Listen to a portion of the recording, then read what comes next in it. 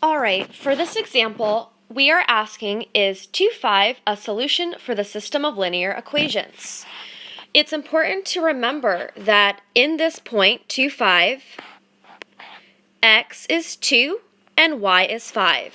I'm going to just write that below on the bottom right here. X equals 2, y equals 5.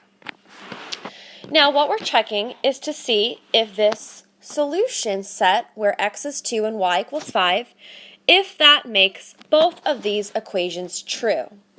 So I'm going to take my first line, I'm highlighting that in red, and write it in my box right here. 3x plus 2y equals 16. To check this, we're going to plug in 2 for x and 5 for y. So let's go ahead and do that. 3 times 2 for x plus 2 times 5 for y equals 16. When we solve this out, 3 times 2 is 6, 2 times 5 is 10, 6 plus 10 is 16, so therefore we have 16 equals 16, which means that our point 25 satisfies this equation.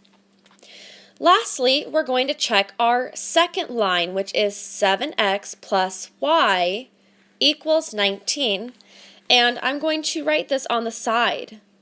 7x plus y equals 19. Once again, we're going to use our point where x is 2 and y is 5.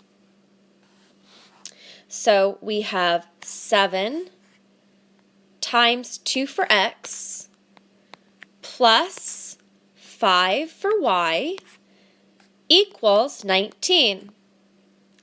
7 times 2 is 14 plus 5.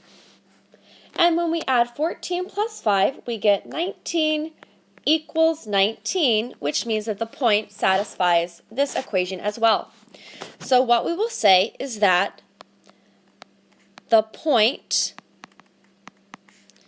2, 5 is a solution. All right, great job.